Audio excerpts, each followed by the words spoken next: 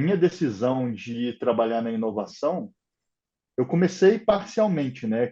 Depois que eu terminei a residência de radiologia,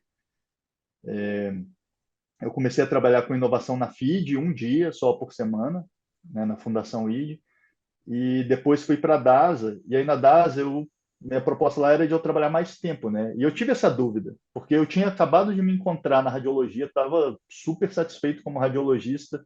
É um negócio que eu acho muito legal, bem legal.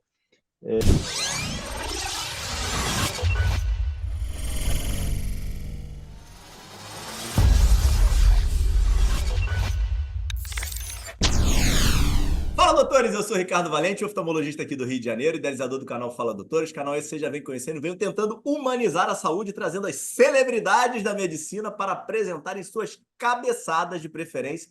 Eles todos ficam sempre tentando levantar a sardinha pro lado deles, mostrar todas as vitórias, todo troféu que eles ganham, eles vêm trazer aqui para levantar, mas eu fico tentando botar eles para baixo, até porque só tem fenômeno aqui aparecendo. Temos mais um grande fenômeno, estou atrás dele há muito tempo, doutor Felipe Kitamura, um fenômeno da medicina, médico radiologista, diretor de inovação hoje da DASA, foi head de IA, então ele sabe tudo de IA, vai trazer um pouquinho aqui, umas pinceladas de IA, da DASA também, ele head de IA da DASA, e professor da Unifesp, Mayo Clinic, produção científica extensa, esposo, pai, sabe tudo. Fala, doutor Kita, tudo bem? E aí, Ricardo, poxa, depois de uma introdução dessa aí, cara, vou embora aqui, cara. Fiquei até sem graça. Muito obrigado pelo convite aqui para bater esse papo contigo, viu? Prazer enorme estar aqui. Eu levanto a bola de vocês para enfiar a lenha, pô. Tá Tem que certo, vir aqui, tá ó, certo. falar só de E- desgraça, pô. então vem lenha agora, então, né? Depois dessa introdução aí. Vocês têm que começar com o peito aberto, assim, falando tipo, estrela total, tal, aí depois você vem assim, ó, martelando, assim, só tentando descobrir as verdades, poxa. Boa, boa. Não, mas tranquilo. E tá, vamos lá. Primeira coisa que eu quero saber, curiosidade gigantesca, depois aí de Vitor Gadelha, você aqui, todo mundo de inovação e fenômenos que aparecem na DASA, como que vocês, como empresa, conseguem selecionar, garimpar tanto talento para ter aí dentro dessa empresa aí que vem, de certa forma, mudando e inovando o sistema? Olha, essa é uma pergunta de US$ 1 milhão, né? Porque Não, peraí, ó, a não gente... fica querendo omitir informação por causa da concorrência, não, hein, pô. Não, a gente sabe que as coisas só acontecem por causa das pessoas, né? São as pessoas que movem tudo, né? Então, achar as pessoas corretas para as posições corretas é um grande desafio, né? E de longe, eu não vou dizer que eu sei fazer isso, assim. Acho que, de certa forma, a gente tem sorte de acabar encontrando pessoas que têm afinidades, têm coisas em comum. Acho que até o fato mesmo de a gente ir em eventos, acho que eventos puxam pessoas, né, que têm afinidades em comum, né? Seja por especialidade mesmo, né, quando eu vou em eventos de radiologia ou eventos de inovação, isso acaba puxando. Gadelha, por exemplo, é um bom exemplo disso, né? O Emerson Gasparetto e o Leonardo Vedolin que encontraram com ele num congresso, foi logo antes da pandemia, e levaram ele para conhecer o Cubo lá na DASA na época, e foi assim que eu acabei conhecendo o Gadelha, né? Então, ele foi encontrado foi o faro aí do Vedolin e do Emerson que encontrou ele, e aí tive o primeiro contato com ele, pô, o cara super diferente, fazendo coisas super legais, novas, e aí acho que aos poucos a gente foi construindo, né, um time, pessoas com interesses em comum, e à medida que a gente ia conversando e indo em eventos, falando sobre o trabalho que a gente estava fazendo, acabou que acho que foi natural algumas pessoas irem se aproximando, né? Falando, poxa, acho legal isso que você está fazendo, posso acompanhar vocês um tempo? E aí as pessoas iam aproximando e assim a gente foi encontrando pessoas que tinham um objetivo em comum, né? Acho que foi mais ou menos assim. Aconteceu assim com o Marcelo Strauss, que é pô, um cara super bacana, né? Radiologista pediátrico, formado lá no HC, ninguém é perfeito, né? Não, brincadeira. Mas Paulo Curi, que é a mesma coisa, né? Que é neuroradiologista formado lá na escola. Gustavo Corradi, que é radiologista do abdômen. Aí ele tem já pré-requisitos mais fortes, né? Por ser formado na escola, né? A gente fica brincando, né? Fazendo essas piadas que no final do dia é só para a gente se divertir mesmo. Não, mas Mas, aí cara, é tem muita uma coisa gente. boa pro digital, cara. Porque quem movimenta o digital são os haters, cara. Entendeu? Então, quando Ah, você fala boa, essas boa. Aí coisas, dá gera. um caos danado. Vai vir um monte de gente descendo além em você. Por quem você pensa que é, isso e aquilo. Aí o episódio tem uma divulgação maior, cara. Eu já vi que tem gente que usa essa estratégia, inclusive, de falar uma frase, assim, uma frase bombástica, extremamente controversa, mas falar que outra pessoa disse aquilo. E aí, depois ele só faz o recorte e só pega a parte dela falando, como se ela estivesse dizendo aquilo, né? Aí depois, quando você assiste o vídeo inteiro, você vê que ela não estava dizendo aquilo. Na verdade, ela discorda, né? Mas o contexto Não, isso aí você entra num ponto reduzido dá a super impressão de que ela. delicado, né, cara? Porque o cara faz isso, de certa forma, com uma proposta de se defender, né? Tipo, ah, não, o inteiro tá lá. Então eu não menti. É, Mas coloca uma é, thumb que é uma thumb sensacionalista, né? Então a é pessoa. isso. E milhões de pessoas veem o corte com aquela frase que diz entender outra coisa do que o cara disse, né? Isso Exatamente, corre até o é risco complicado. de a pessoa que só viu o recorte ficar achando, né, que você pensa daquele jeito, né? Mas enfim, acho que são estratégias e estratégias, né? Cada uma delas tem seu momento e pode ser que em algumas situações ela caiba, outras não, né? Mas enfim, eu acho que, cara, assim, voltando na sua pergunta ali, né? Acho que é muito sorte também, sabe, de a gente acabar encontrando pessoas assim. E eu, cara, eu acho que eu sou um cara muito sortudo nesse aspecto, assim. Eu sou muito grato, assim, de ter encontrado várias pessoas sensacionais, assim, pessoas incríveis, né? Tanto líderes meus que me deram muita oportunidade, abriram portas, quanto pessoas que eu tive a oportunidade de trabalhar no dia a dia, né? Eu mencionei alguns médicos aqui, tem vários outros pessoas super bacanas e muito fodas, vários profissionais TI, desenvolvedor, cientista de dados, cara, é muita gente, assim, eu realmente sou muito grato por esses anos todos, assim, sabe? E não é uma tarefa fácil, né, montar um time.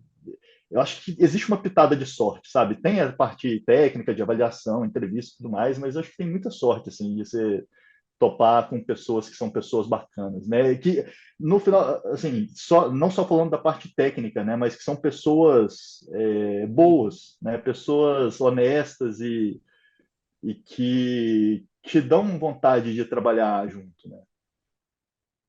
Isso é uma. Eu acho que é um ponto que você está levantando. Eu já fiz diversos episódios com pessoas que passaram pela DASA e pessoas que trabalham aí com vocês. E essa questão do meio, né?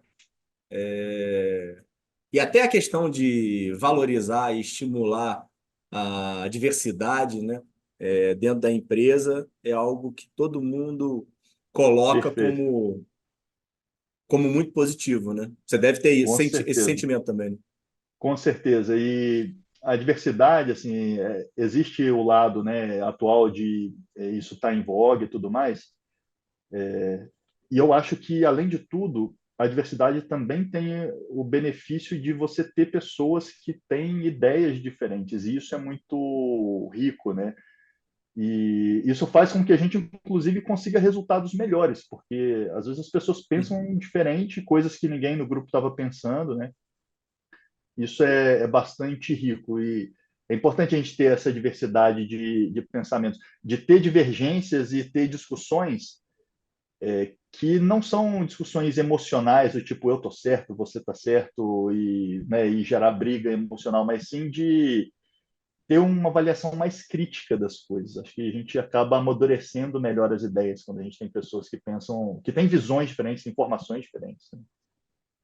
Tem que ter uma maturidade emocional muito grande para fazer isso, né? Eu acho que esse ponto que você está levantando foi um dos pontos que o Chap Chap mais colocou como relevante hoje para ele formar equipes E as equipes de maior performance têm essa adversidade dentro do grupo, cara. E de todos os sentidos.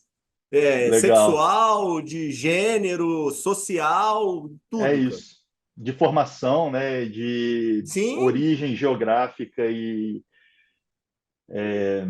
cara, com certeza, eu acredito muito nisso, assim. E outra coisa que eu acho que é importante, né, já que a gente acabou entrando nesse assunto aqui, um negócio que eu também acho bem importante é a gente ter liberdade para poder falar, né, criar um ambiente que é... Existe um termo que é um buzzword, né, as pessoas falam que é um ambiente psicologicamente seguro, né, mas que na prática é você fazer um ambiente que as pessoas se sintam confortáveis de falar o que elas pensam, né, e que não tenha uma sim. crítica.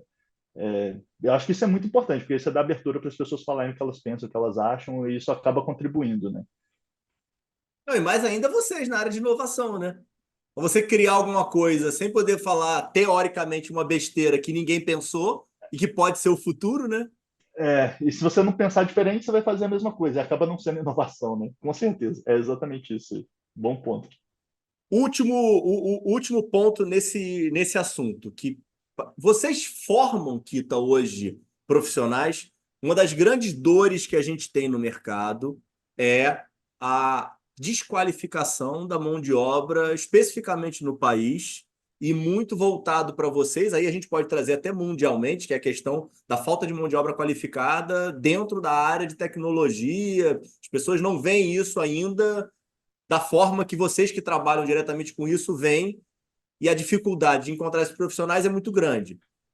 Formam gente ou tem lugar ainda para encontrar essas pessoas?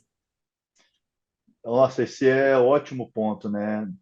Existem alguns programas mais formais no país, são programas muito bons, várias instituições aqui no país já têm isso, isso é bem legal, né? Não é tão disseminado quanto uma especialidade médica, tipo anestésio, rádio, oftalmo, neurocirurgia, dermato. De longe não é, né?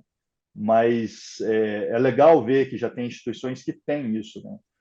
E a gente criou um programa desse na DASA há um tempo atrás, que era um Fellow em Inovação, né? Hoje a gente não tem mais, mas a gente tem o programa Jovens Médicos Inovadores, que a entrada é direto logo após a formação, né? Que é um programa, inclusive, que o Vitor Gadelha idealizou e que é super legal e que já tem rodado há alguns anos, né? Inclusive, esse ano vai ter de novo lá, né?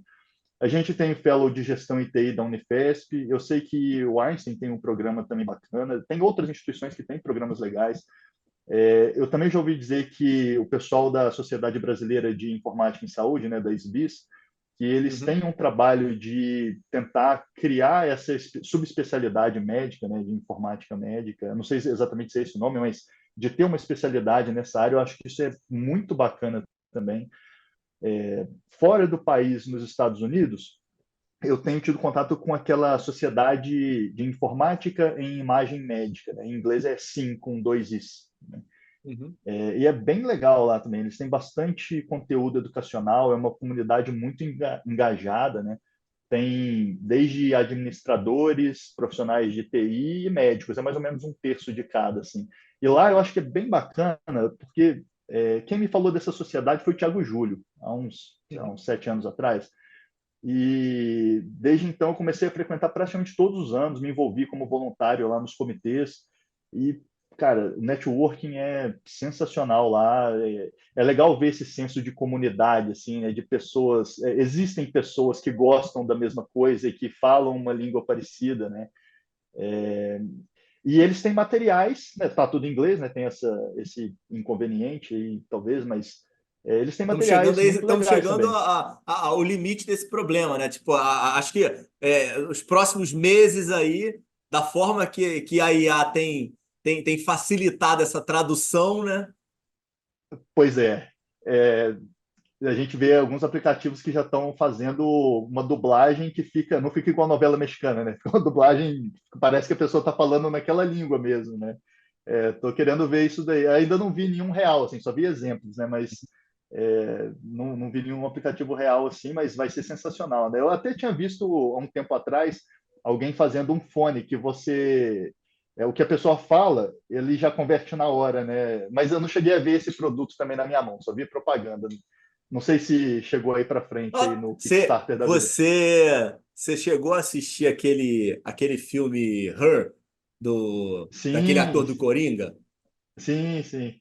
Que ele se apaixona pela IA, né? E o início do filme foca muito nessa questão do fone na nuvem. Cara, que é um negócio hoje completamente viável, É, e a gente ainda continua com a necessidade, né, do gadget do smartphone, né? perfeito, perfeito. Você tocou em outro ponto que eu também acho muito interessante, que é o gap que existe entre o que é tecnologicamente possível e o que a gente encontra no dia a dia, na nossa realidade, né? Acho que na área da saúde isso é extremo, né? Assim, por um lado você vê coisas fantásticas e você fala, como é que pode no meu dia a dia? Ainda mais quando a gente passa como paciente, né? Quando eu vou em algum Sim, lugar, sim, cara, sim, sim. eu pego um formulário para escrever na mão, eu preencho meu nome, meu peso, minha idade e tal. Aí depois outra pessoa me chama, eu preencho de novo. Aí depois outra pessoa me chama e eu tenho que falar aquelas informações todas de novo. Poxa vida, se eu tivesse preenchido isso daqui num tablet, num sistema único, todo mundo veria a mesma informação, não teria que preencher 3 vezes, né? O próprio Eric Topol postou um meme zoando isso um tempo atrás, né? E aí eu acabei sabendo que esse também é um problema nos Estados Unidos. Isso não é um desafio só nosso aqui no Brasil, né? Essa questão do prontuário único dá uma agonia, né? Qualquer pessoa que pensa minimamente, né? Você fica, meu Deus do céu, como isso não é possível, né? Eu acho que só vai sair, eu acho que só vai sair pelo SUS, Kita. Não, não tem outra possibilidade Pode ser. porque vai ter sempre a questão da concorrência, cara. Vai ter sempre alguém falando mal. Se vocês montarem, estruturarem e ficar um negócio grande, tudo bem, vocês têm vida pra caramba, mas sabe? E aí vem o Fleury e vai descer lenha, vai falar que tem um defeito assim, entendeu? Vai ficar o pessoal da Redditor vai falar isso aqui, não tem jeito, cara. Não adianta que essa É, barreira ela é intransponível, cara. Essa barreira comercial, cara, a conta não fecha, Kita. Não adianta ter o romantismo que é, se o dinheiro não tá na mesa, cara, não vai, cara, não vai, não vai. É meio triste, né? Tem um precisa. lado ruim, eu acho, né? Não, concordo contigo. Tem que ter um alinhamento de interesses, né, para as coisas funcionarem, né? Não, concordo. Acho que é bem por aí mesmo. Não, mas quando tiver, vai ser um salto gigantesco, cara. A gente está tendo aí agora, porra, todas as WhatsApp mídia, né? Essa briga toda aí do excesso de solicitação de exame pela parte médica, e Sim, encarecimento e tudo mais. Você tem o prontuário único, não tem conversa, cara. Para o cara pedir tá outro tudo exame, tem ali, que né? justificar. Não, Não, ele tem que exato. justificar, porra. Se ele tem acesso, né, não tem por que pedir de novo o mesmo exame um dia depois, né? É isso. Exatamente. É isso. Acaba completamente de cara por aí Um essa briga. desperdício. É, É, acaba com o total, né? desperdício. Um deles, né? É, é. Nikita, me Boa. diz o negócio. Como é que é sua origem familiar, estrutura, onde você nasce e como é que funcionava a tua dinâmica da tua casa? Fala aí um pouquinho. Boa. Eu nasci em Juiz de Fora, que é uma cidade no interior de Minas, e é uma cidade muito mais próxima do Rio de Janeiro do que de Belo Horizonte, né? E acaba que a gente tem um sotaque muito mais puxado para o Rio de Janeiro do que para Belo Horizonte. E isso, o pessoal até brinca, né? Fala que quem mora em Juiz de Fora é carioca do brejo, né? Então, nasci lá, minha família é toda de lá, a família do meu pai, da minha mãe, é de lá, fiz faculdade lá na Federal de Juiz de Fora. Enfim, meu pai tinha uma. Colégios particulares. Eu estudei em colégio particular até a quinta série, depois estudei em colégio público. Meu pai praticamente quebrou uma época. Ele tinha uma loja de consertar aparelho eletrônico, né? Hoje nem Ah, existe isso, mas talvez as pessoas nem saibam o que é, né? Independente de quem está ouvindo aqui não saiba o que é um mini system, um videocassete, um Walkman, mas era TV de tubo, né? Ele consertava esses aparelhos. E é até daí que vem meu interesse em tecnologia e em eletrônica, né? Que foi onde eu entrei mais na tecnologia. E e tua mãe? minha mãe, ela vendia roupa uma época, depois ficou cuidando de casa, cuidando de mim e do meu irmão. E aí Quem é mais depois meu velho dos pai, dois? eu sou mais velho, meu irmão tem 6 anos a menos do que eu. E aí depois também meu pai faleceu quando eu tinha 18, meu irmão tinha 12. Ah, E, meus pesos. e aí minha mãe que assumiu essa loja, né? Ela ficou tocando essa loja lá há bastante tempo. E depois meu irmão acabou assumindo essa loja também. Enfim, aí é uma longa história aí da minha família. Aí meu irmão achou o veio dele para negócio ali, foi fazendo, abrindo outras empresas. Hoje está morando em Miami lá, com uma empresa de importação. Pô, que beleza, hein? Pois é. E isso. Não, peraí, vamos lá, isso é interessante. E isso tudo da quebra do teu pai conseguiu a família toda reestruturar esse negócio? Não foi Quantos fácil, anos você cara. tinha quando teu pai quebra, cara? Foi um período, eu tinha, cara, tava na quinta série. Quinta série é o quê? A gente tem aqui 13 anos? Quinta série, deve ser 13, pá. É isso aí, 13, pá. Mais ou menos por aí, né? Acho que até Foi mais ou antes, menos né? por aí. Não, Talvez cara, até 12 por aí. minha filha tem 13, é nono. Ela vai reclamar que ela vai escutar aqui. Eu sempre erro o ano dela, mas eu acho que é nono, que era a oitava no passado na gente. Ah, Entendeu? não, E então é ela tem menos, 13, então. Não, então 13, eram 11 14 é menos, anos. cara. Era 11 É. anos, 11 anos, é isso. Deve ser por aí. Mas, enfim, é uma história interessante, cara. Daí que veio Mas também peraí, você tem muito. lembrança dessa história de uma forma traumática? Mudou a vida de vocês? Cara, mudou, foi, pô, passamos um aperto grande, assim, né? Até minha mãe adaptar ali na loja lá, entender como é que funciona. Pô, foi um período bem intenso, né? Até assim, quando a minha mãe descobriu que meu pai teve câncer, ela, cara, ficou um mês sem saber o que fazia. Meu pai não caiu a ficha dele. Sabe aquela história de comunicação de más notícias, né? Que a pessoa não entende direito, né? Ele Luto ficou em em vida, né? negação, ficou em negação, sei lá, uns 2 meses. E aí, cara, minha mãe emagreceu horrores, assim, virou um palito em questão de um mês, assim, não sabia o que fazia. No final, não teve muito jeito, né? Ele teve um tumor bem raro e que não tinha muito o que fazer. Mas, aliás, esse é até um ponto curioso, porque o prognóstico dele não era um prognóstico, tipo, sei lá, 3 meses. E aí ele acabou vindo se tratar aqui em São Paulo e acharam várias coisas que dava para fazer para ele, para paliativo, mas que assim, acabou postergando muito. Ele acabou vivendo 5 anos, praticamente, né? E conseguindo se tratar, períodos de remissão e tudo mais. E eu fiquei vendo aquilo, né? É, Na época eu não tinha entrado ainda na faculdade. Eu falei, cara, pô, E medicina é você um não negócio queria ser legal, cara. médico antes desse evento? Não, eu ia fazer engenharia. Eu sempre quis fazer engenharia. E aí eu fiquei olhando aquilo, cara, pô, medicina é um negócio legal, dá para ajudar bastante gente, fez uma diferença muito grande a gente ir por um cara que era especialista, né? O especialista, como a doença dele era rara, né? Não tinha quem conhecesse disso lá em Juiz de Fora. E aí, quando a gente veio para São Paulo, cara, mudou tudo, teve um monte de coisa que a gente não sabia que existia, né? E aí eu sempre fiquei naquela, pô, sempre gostei muito de engenharia, de programar, né? Eu fiquei fascinado com programação quando meu tio começou a me ensinar a programar com 13 anos. E por isso sempre quis ir para a ciência da computação e engenharia, mas aí depois eu mudei de ideia e foi curioso, porque eu comecei a achar dentro da medicina várias interseções com tecnologia, né? E eu acho que foi até bom eu ter feito medicina nesse aspecto, sabe? Porque acabou me levando onde eu estou hoje, né? Foi um caminho cheio de curvas, trancos e barrancos aí, mas foi um caminho legal, cara. Deu na faculdade, meu orientador era da física, a gente fez vários projetos lá interdisciplinares de medicina, engenharia física. A gente criou alguns dispositivos médicos, mas isso aí acho que é papo para uma outra vez aqui. Tem muito projeto aqui no meio, né? Mas é um Não negócio que tem me papo de motivava, cara.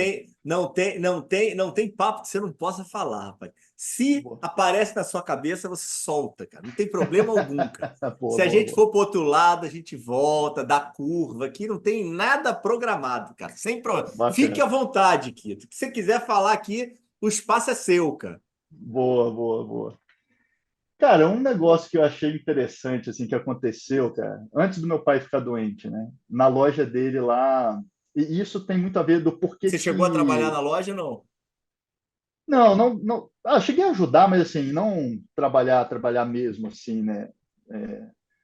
Eu cheguei a ajudar uma época, assim. Inclusive, uma das Nunca foi ajudas que... remunerado por ficar lá. Não, não. Uma Aham. das ajudas que meu pai pediu, que eu achei foi curioso, é que quando um cliente levava um aparelho para consertar, ele tinha que abrir uma ordem de serviço, né? Para pegar endereço, nome, telefone, para poder entrar em contato, registrar. E aí a ordem de serviço tem um número, né? Ó, seu aparelho, igual a gente tem exame, tem um número do exame Tá. para você identificar o exame. Aham. E aí ele precisava anotar aquilo numa etiqueta na mão, o número, para colar nos aparelhos e colocar no estoque para saber qual aparelho é de quem e qual que está em qual fase do conserto, né? E aquele negócio ali tomava um tempo, ter que escrever na mão. Na época surgiram aquelas etiquetas Pimaco, nem sei se existe isso hoje mais, que era uma folha de etiqueta que você pode pôr na impressora, e aí tem um Tá, template no tá, Word com os tá. quadradinhos, você pode preencher, né? Tem sim, tem sim. Aí chegou um dia de tarde, estava lá meu pai sábado de tarde lá digitando assim nos quadradinhos da etiqueta assim, OS dois pontos, Enter, 1050. Aí o próximo, 1051. E assim por diante, né? Aí falou, Felipe, me ajuda aqui, cara. Digita esse negócio aqui. Eu preciso de 3 folhas disso aqui para a gente ter segunda-feira. Para não ter que ficar escrevendo na hora. O cliente chega, você já tira ali e já cola a etiqueta, né? Aí eu comecei a digitar aquele negócio e falei assim, cara, não é possível, cara. Eu vou Assim, ter que fazer isso aqui. trabalho mais entediante que existe no sábado de tarde. Eu, cara, não é possível. E por conta do meu tio ter começado a me ensinar a programar, né, eu acabei indo para outras linguagens. Ele me ensinou a A programar em inovação Clipper. tem que ter dor, né, cara? Não tem jeito, Tem cara. que ter dor, cara. E essa foi a dor, cara. E eu tinha começado a aprender a programar em Visual Basic, e eu descobri na época que o Word tem Visual Basic dentro dele, né, que é uma linguagem de programação, chama VBA. Aí eu falei, cara, eu vou tentar escrever um programa que faz isso automaticamente, cara. Aí fiquei lá tentando. Cara, passou uma hora e pouco, assim. Aí meu pai passou de novo, olhou e falou assim: e aí, já fez quantas?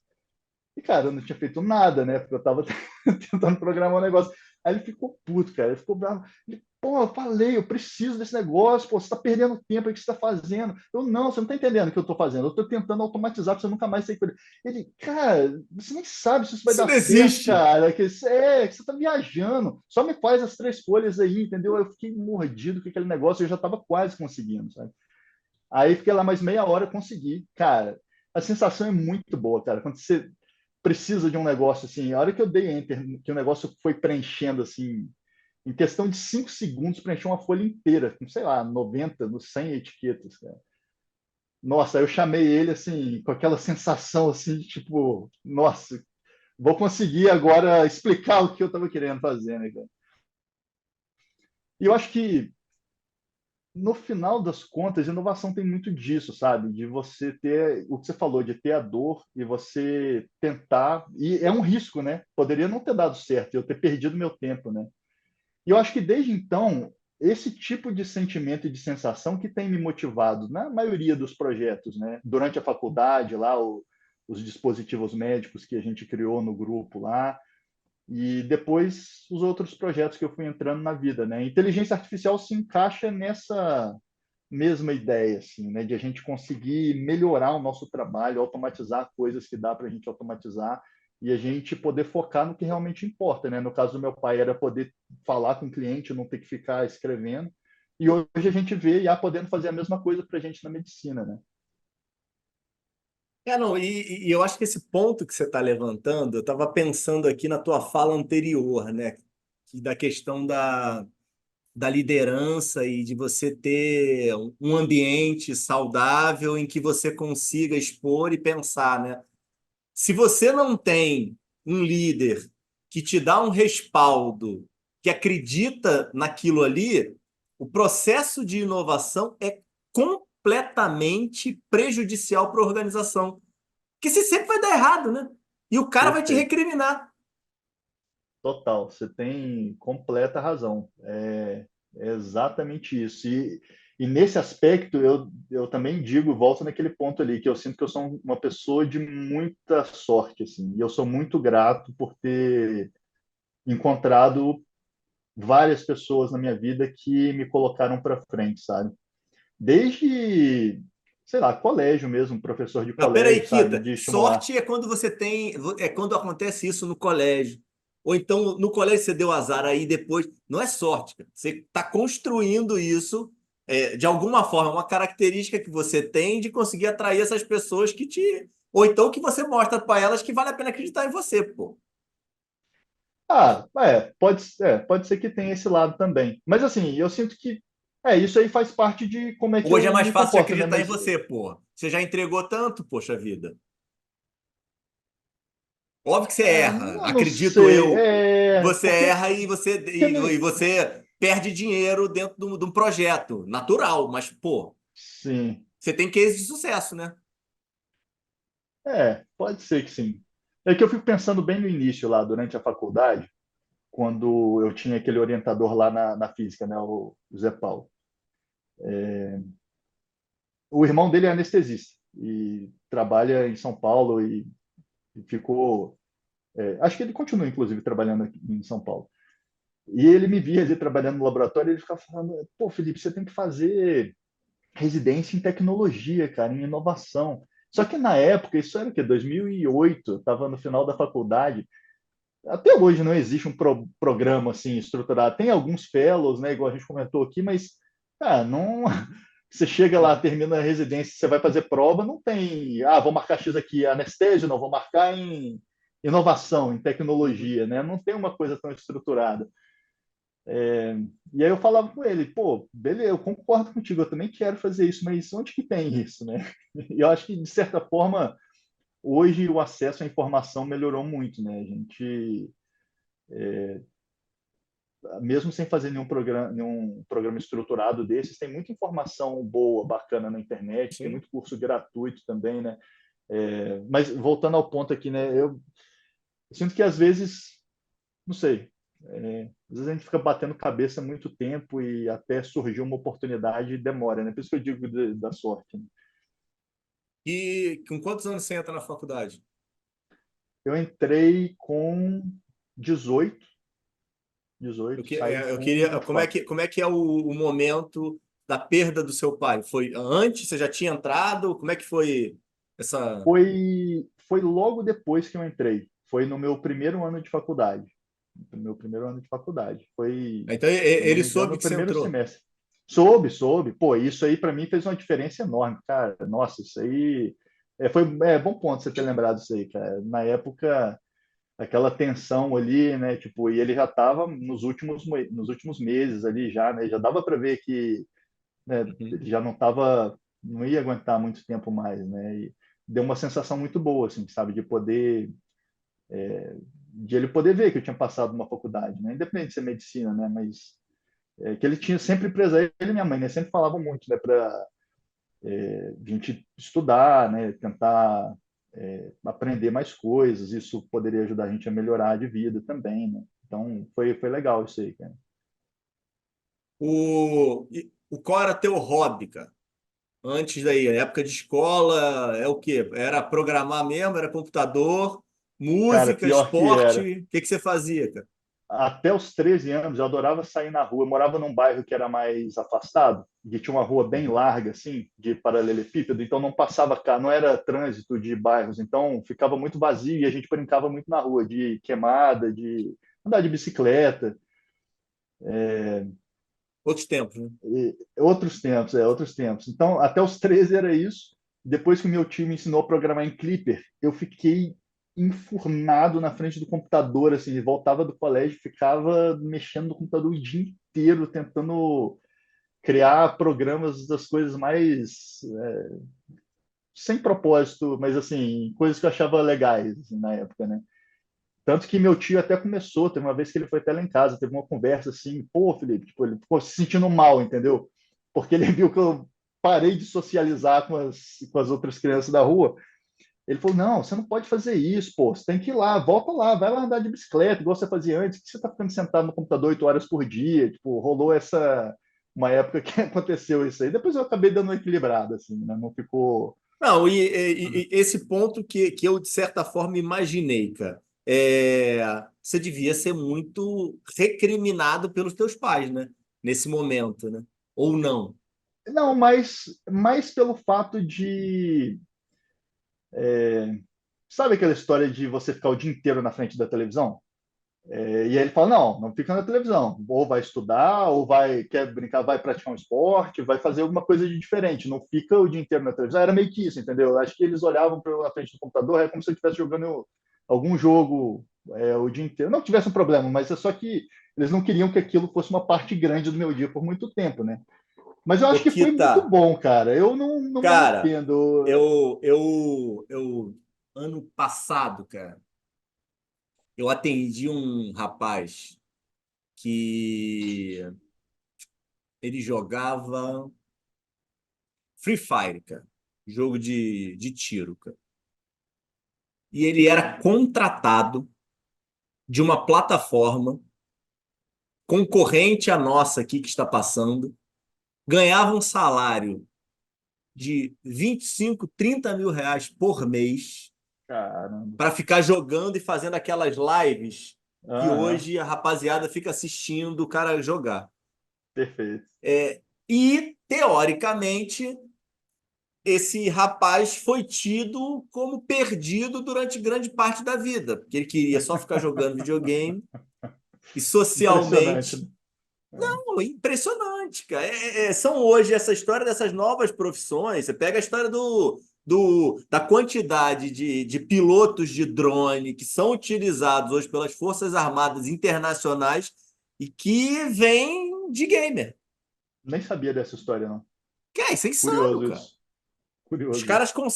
Os caras conseguem, porque o drone acaba sendo um videogame, né? Então você Ah, tem com lá a certeza. imagem Ah, e você fica pilotando à distância. E aí os caras utilizam isso para conseguir fazer visualização de locais indevidos, de difícil acesso. caramba, que O Ricardo legal, cara. Amorim bate, o Ricardo Amorim bate muito nessa tecla, né? Que eu acho muito legal, né? Que é, a, eu acho que três quartos das profissões do futuro não existem hoje. Louco O isso, seu né? filho dificilmente, sua filha dificilmente, ela vai trabalhar com uma profissão hoje existente. E quando você coloca isso, dando uma analisada simples, você pega hoje toda essa questão de mídia digital, você vive dentro de uma panela que, se você traz para 20 anos atrás, que não é nada dentro da história, você não tinha o teu emprego, né, pô? Com certeza. Com certeza. Eu não fazia ideia que isso ia acontecer comigo. E essa é uma análise que é interessante de fazer, porque dá para olhar retrospectivamente e ficar vendo, né? Profissões que foram surgindo e como foi mudando o mercado, né? Muito influenciado pela internet, eu acho, né? Pelo avanço tecnológico de forma geral, né? E todas as consequências que isso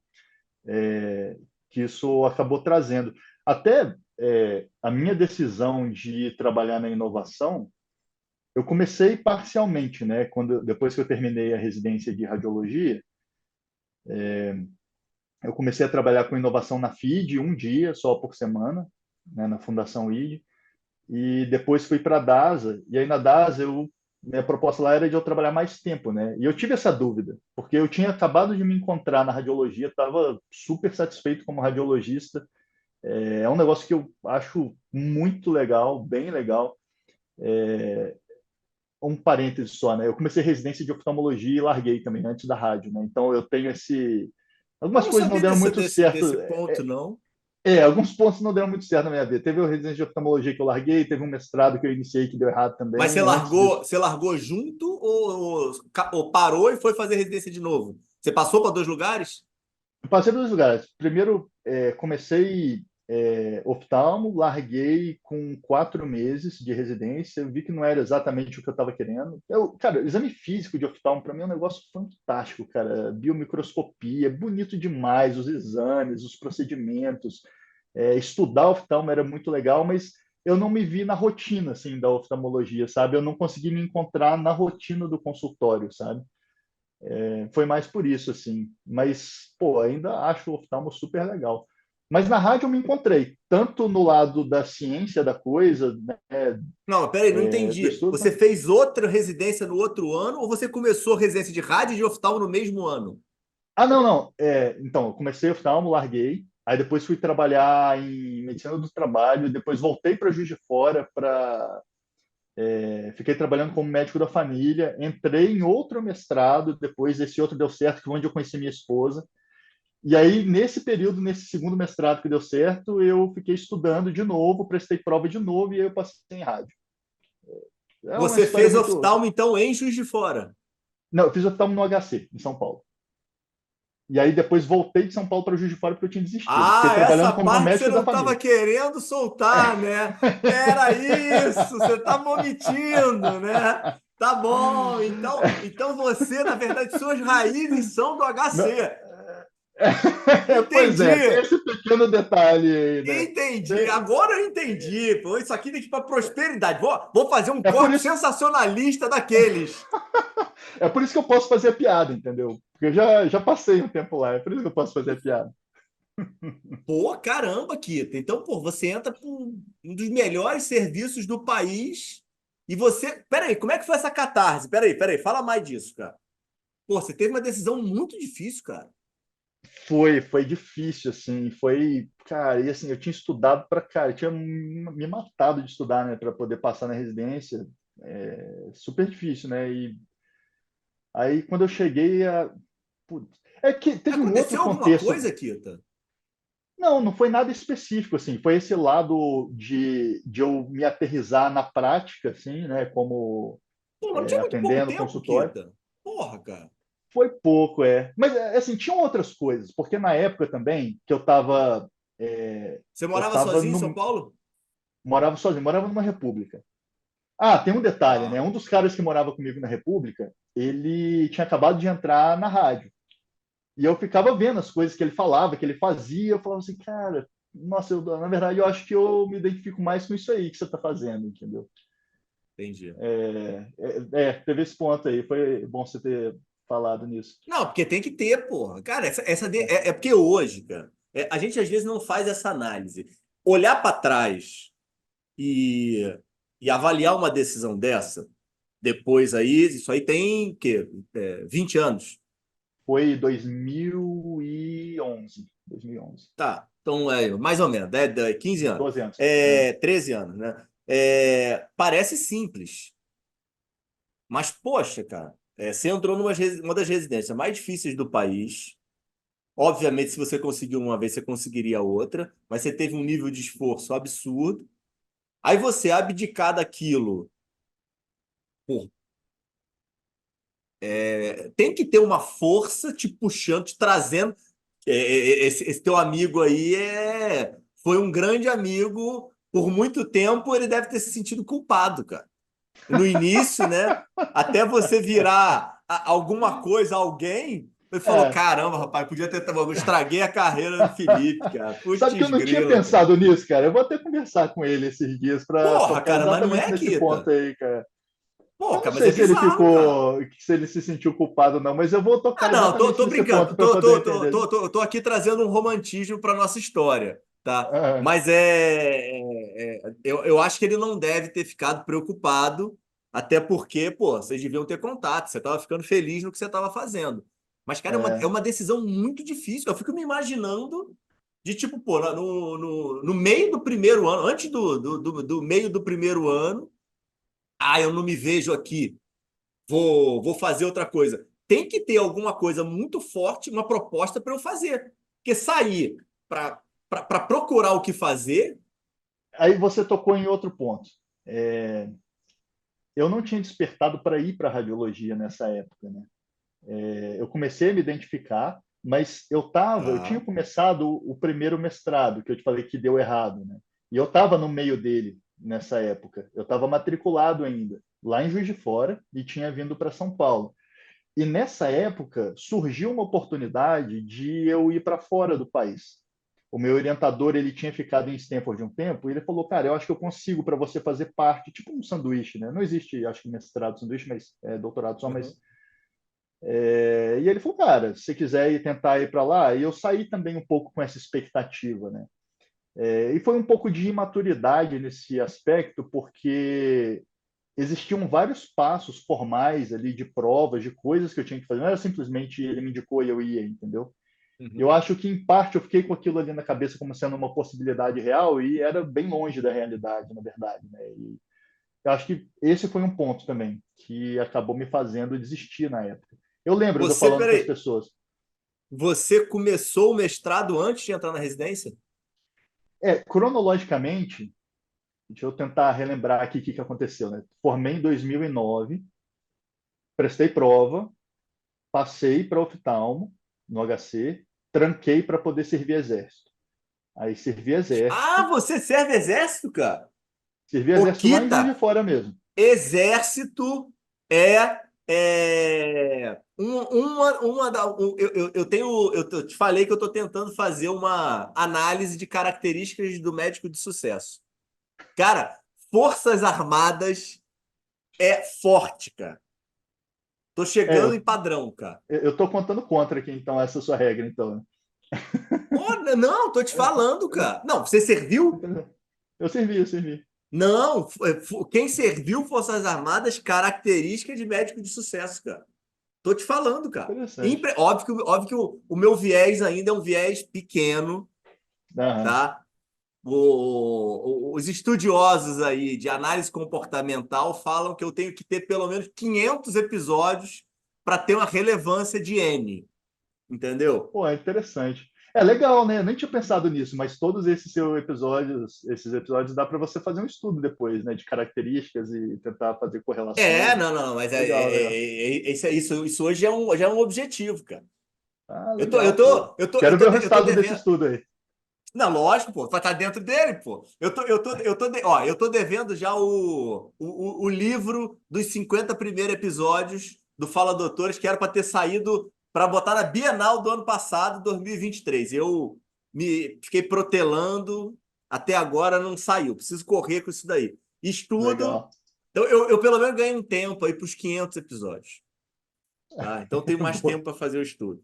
Mas voltando Muito aqui bom. ao meu devaneio, esse momento aí de começou então o mestrado, quanto tempo depois, quando você volta da oftalmo, Então, é, quando eu entrei, na verdade, então, formei, entrei no Exército junto com você o entra, mestrado. peraí, você entra em 2010 na oftalmo, É, termina em foi 2009, isso. É verdade.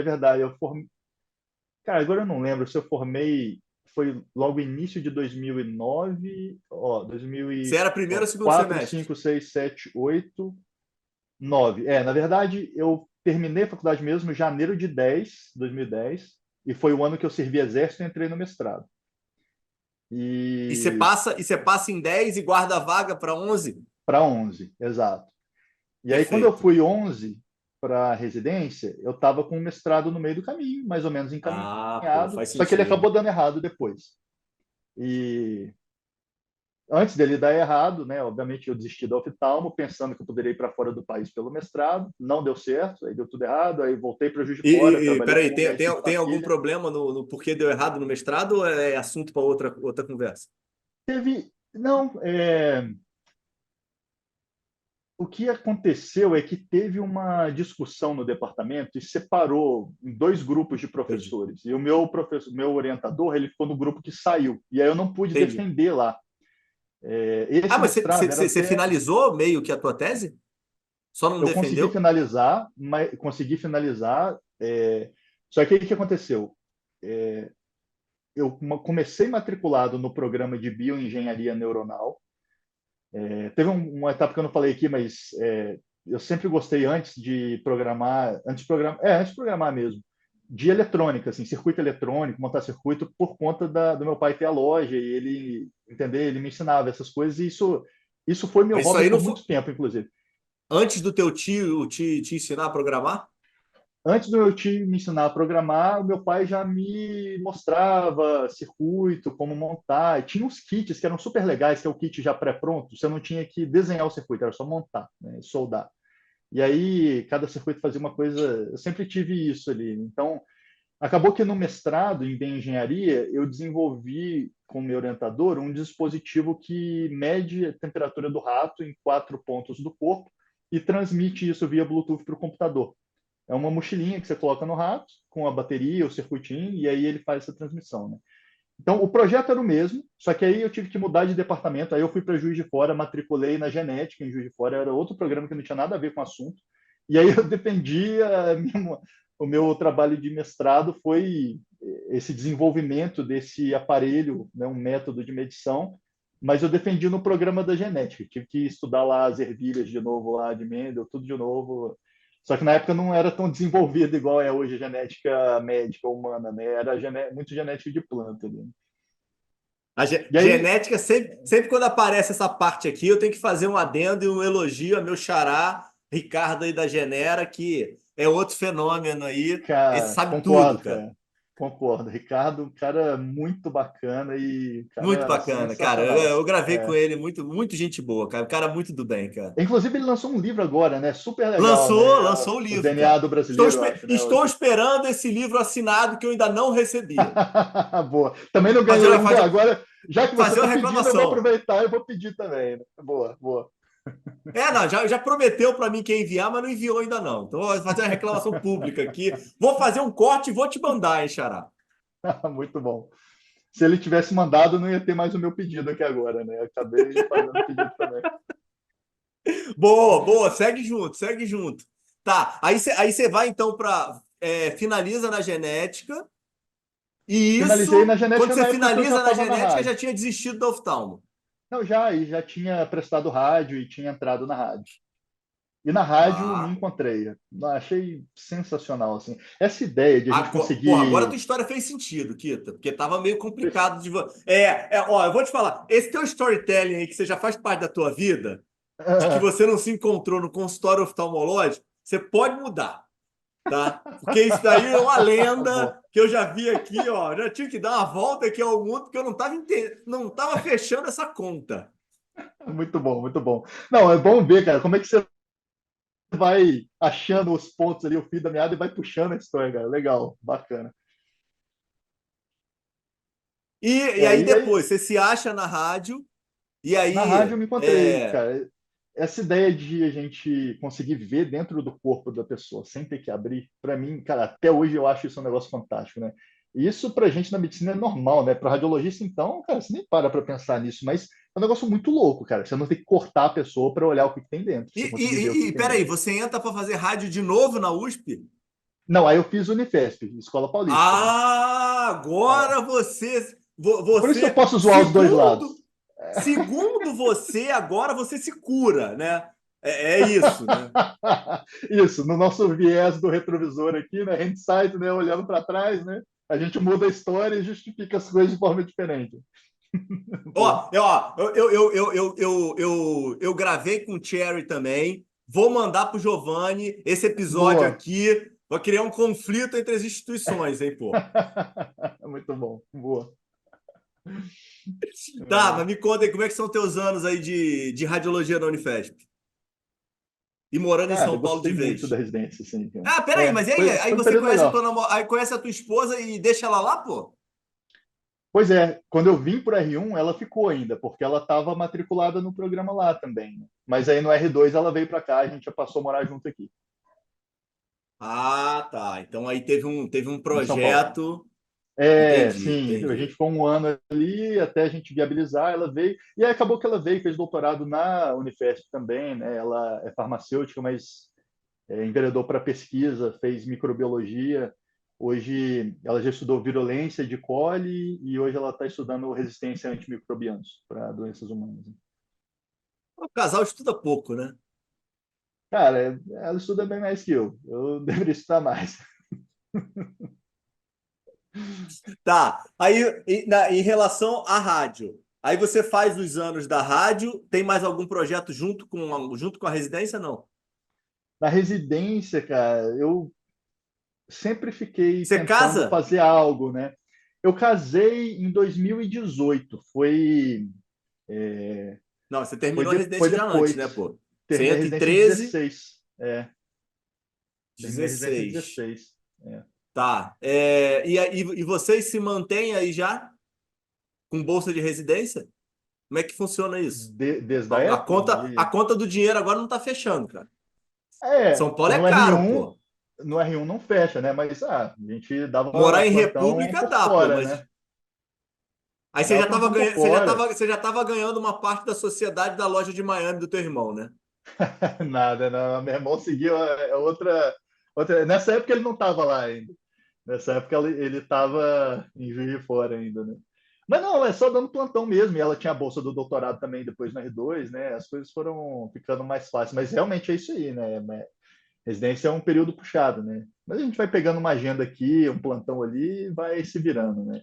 E aí depois que termina o R3 que faz a grande diferença, né? Porque você tem o tempo inteiro para trabalhar.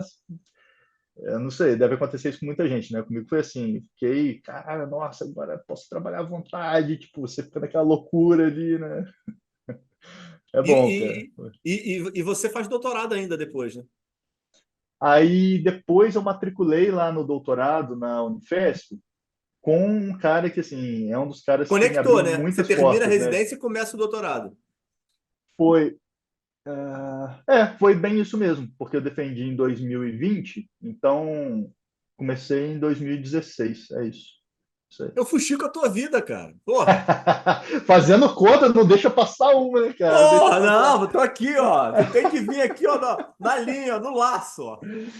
Cara, é Não, mas aí, igual quem é essa pessoa importante da tua vida que lá na Unifesp?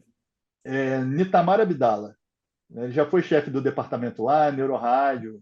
Cara muito bacana, assim, sabe? Que empreendeu, deu super certo, já teve várias dificuldades na vida.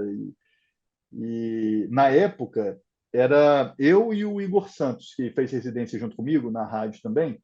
E a gente sempre gostava assim de coisas novas, tecnologia, e o Nitamar sempre deu corda, deu pista, abriu oportunidades. Foi por isso que a gente conseguiu ir trabalhar com inovação na FID, e os projetos que a gente foi fazendo foram dando visibilidade, né? E isso que acabou levando a gente aí para a DASA também. Então, ele foi um cara, ainda é, né, na verdade, um cara muito importante na minha vida. E na DASA conheci vários outros, assim, que é até difícil falar nome para que corre o risco de eu esquecer de falar alguém, né? Mas, pô, Se eu puder Vedolin, te dar uma dica, não Emerson, cara, é fale. muito. É, pois é. Mas Se eu agora eu já tiver te dar comecei, uma né? dica, não começa, entendeu? Porque essa guerra de vaidades é uma complexidade, rapaz. Depois vai ter, olha aqui, ó, o episódio vai bombar, vai explodir pelo país, entendeu? E vai ficar assim, ó. Dali você não falou de mim, né? Poxa vida, eu não fui relevante para a sua história, para a sua jornada, É, entendeu? Não é bom corre, isso. Quito, pode corre parar esse por risco, aqui. cara. Não, mas não tem jeito, cara. Ó, faltou falar Romeu Domingues também, cara, pô, sempre ainda continua, né, abrindo muitas portas. O Gustavo Pinto, pô, cara, fora todo mundo, a galera lá que a gente trabalha junto, né, desde então. Eu tô quase concordando com você de que você tem um pouco de sorte na vida. Você está botando aí um primeiro escalão muito forte.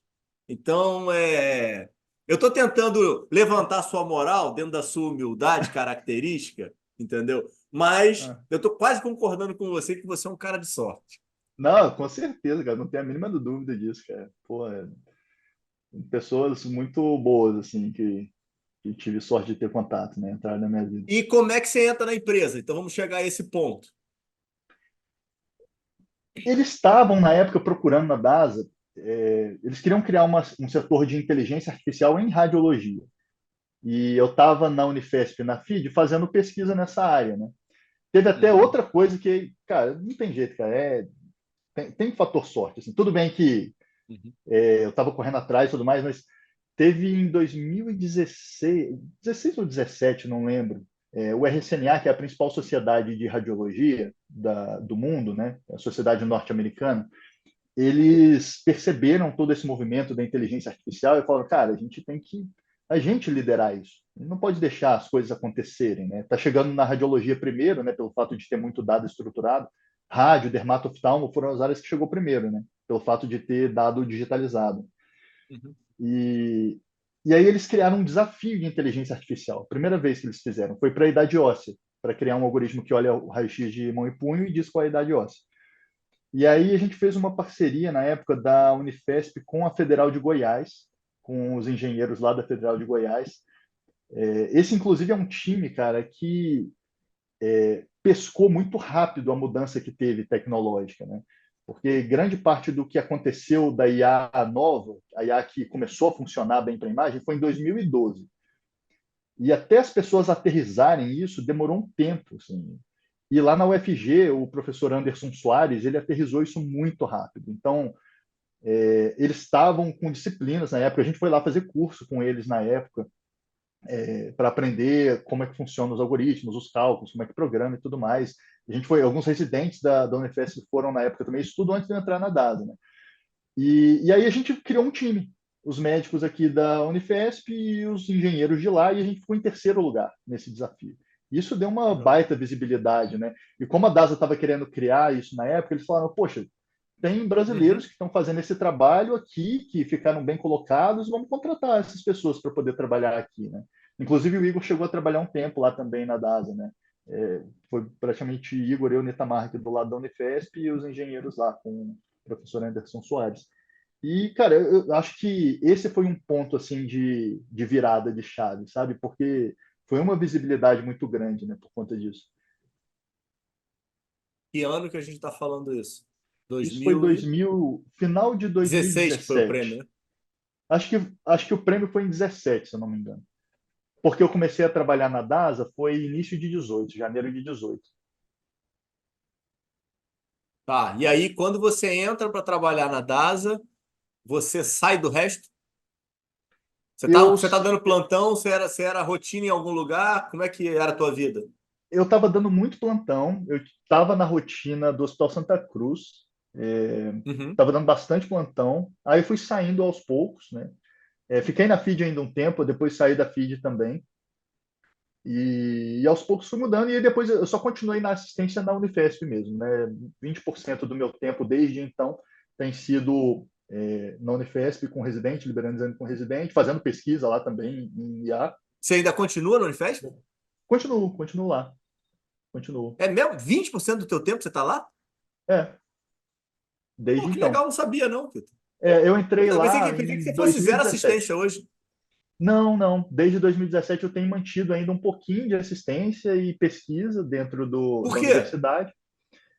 Cara, eu sempre gostei. Eu sempre achei muito legal, assim, ensinar, sabe? Dividir conhecimento, né? E é curioso, cara, que até hoje eu aprendo com os residentes. Assim, é um negócio meio que bizarro, né? Às vezes você parar para pensar e fala assim, cara, já era para eu ter aprendido tudo, né? Mas, cara, todo dia aparece um Uhum. negócio novo que eu não tinha visto. Acho que tem esse Mas você lado perde também, né? dinheiro, né? Diretamente falando, teu tempo lá não vale o que você recebe, né? É, é. Deixando É claro, né? isso. Não, pô. É isso. É... Até que o concurso que eu fiz é de TAI, né? Que é de médico assistente. Esse paga melhor, hein? Isso tudo tá no portal da transparência, né? Isso paga o Entendi. dobro do que o docente, né? Essa é até Tá. uma questão que eu tenho hoje, assim, porque, nossa, é curioso, né? Quando eu estava lá em Juiz de Fora, eu sempre quis ser professor universitário. Era a minha meta Uhum. de vida, assim. E eu nunca achei que eu ia conseguir ser professor lá em Juiz de Fora, acabei vindo ser professor aqui na Unifesp. Não professor, né? É aí que está a questão. Eu estou como TAI, eu tenho a interação com o residente, ensino, dou aula e tudo mais, mas eu não sou docente, né? Não sou professor. Eu acabei entrando lá como professor afiliado, que é um cargo não remunerado, é só um título, praticamente, pelo fato de dar aula, né? Mas eu tenho essa questão, poxa, será que eu entro no próximo concurso para virar docente? Acho super legal, é bacana e tal, só que aí eu vou ganhar metade do salário, entendeu? Então, até hoje eu não troquei por conta disso, né? Já está respondido, né? O teu questionamento, infelizmente, Exato. só se de alguma forma esse título for tão relevante para tua parede, né? É, o que não sei se faz tanto sentido, mas na verdade eu tenho essa dúvida. Eu diria que eu ainda continuo com essa interrogação, sabe? Não Não, tenho a resposta definida. financeiro você já me respondeu, É, né, pô? não, financeiro eu já sei que não vale a pena, mas A ainda fico questão meio é o balançado. quanto que essa pergunta é objetiva, pô. Quanto o título na parede é relevante, o que não tem problema nenhum, que se for, É, né? É seu. eu acho que tem esse lado, e tem o lado também de dar continuidade nessa estruturação de um setor de inteligência artificial na radiologia e na graduação da Unifesp, né? Que é uma coisa que o Nitamar e o professor Rodrigo Regassini, que estão lá na chefia do departamento, né? Eles tiveram essa ideia, sei lá, 5 anos atrás, né? Foi o primeiro programa de rádio do país a ter embutido no R1 inteligência artificial, né? Eu sinto um pouco também essa, não dever, né? Acho que vontade mesmo de dar continuidade nisso, sabe? E manter. Eu acho que é importante, assim, para a radiologia, né? E a gente acabou indo para a Ah, então, graduação também. pegando o gancho nisso daí que você está falando, eu vou parar de te elogiar para te bater agora. O quanto que você se considera culpado pela destruição dos empregos dos radiologistas por toda a estruturação de IA que você conseguiu gerar? Olha, cara, você tocou num ponto que é um ponto muito curioso e o resultado dessa história, eu Eu sei que você acho já que apanhou vai, muito sobre isso na tua vida, então eu estou perguntando na boa.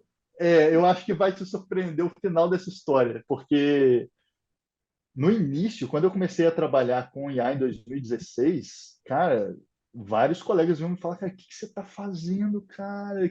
Tem um meme, não sei se você já viu esse meme, um cara sentado num galho de uma árvore e serrando o próprio galho, assim.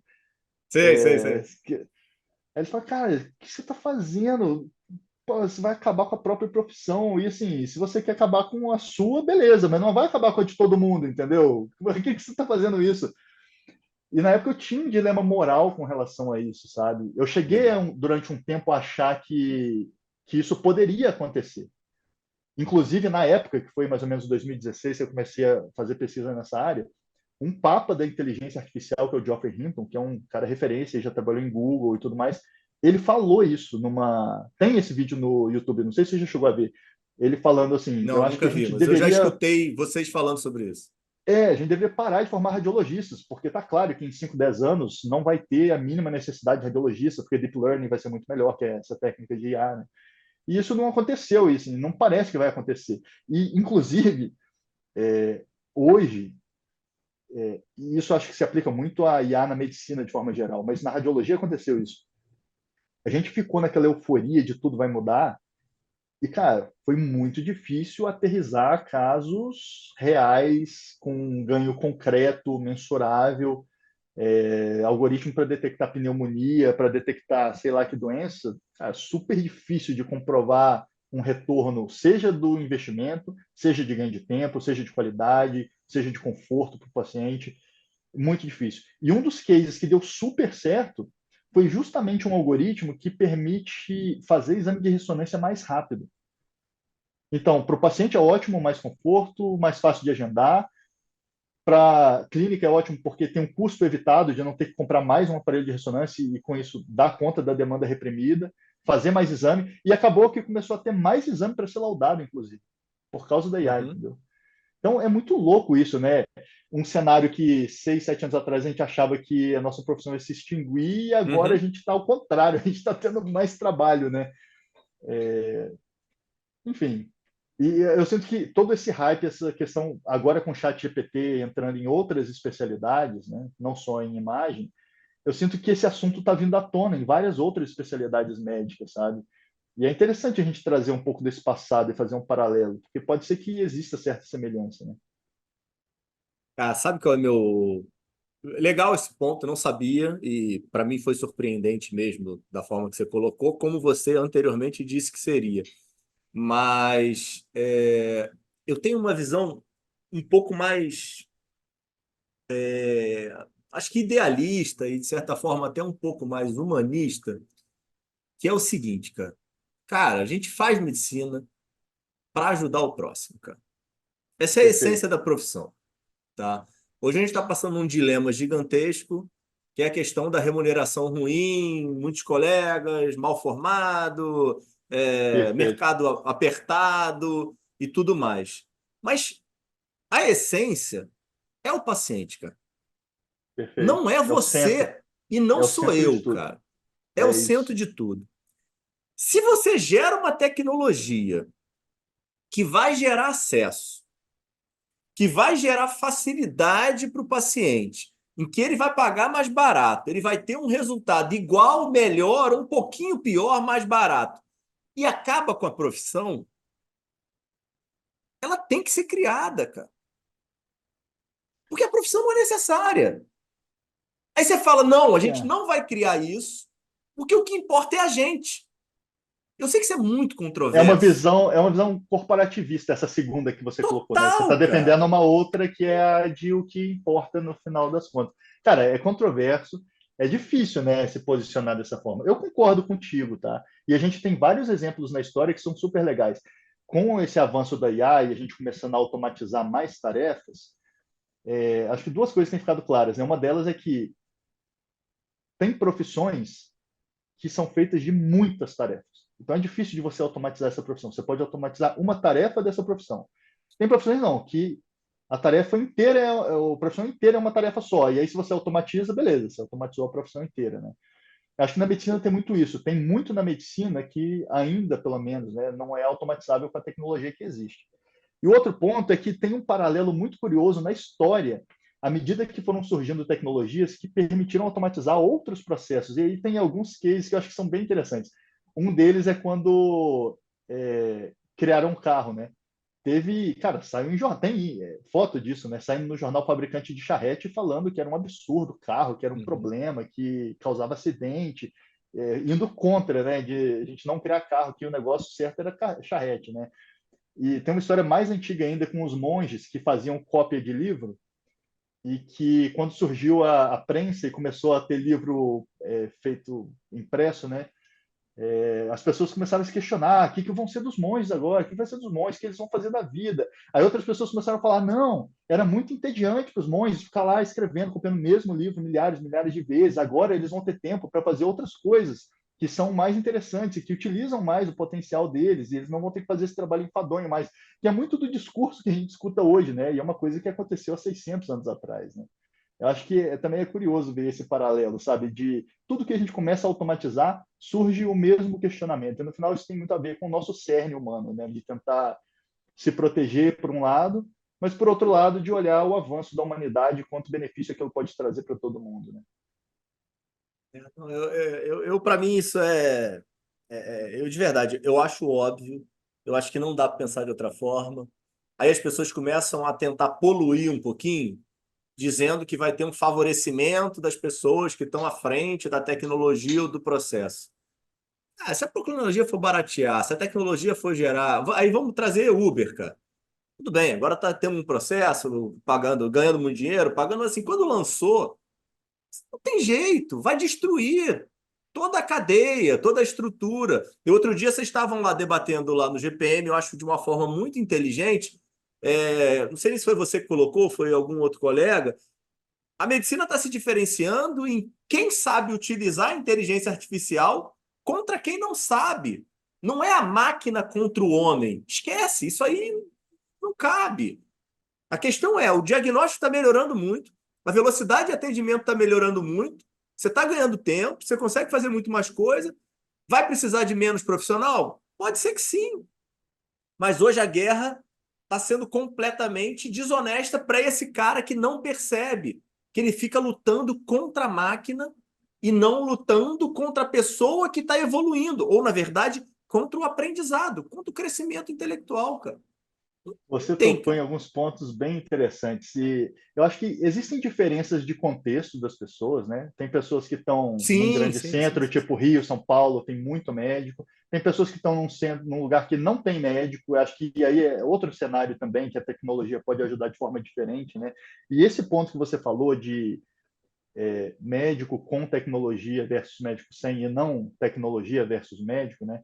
A primeira vez que eu vi essa fala foi um artigo de um radiologista que chama Curtis Langlands. Inclusive, ele é o presidente do RSNA atualmente, que é a Uhum. sociedade que eu te falei.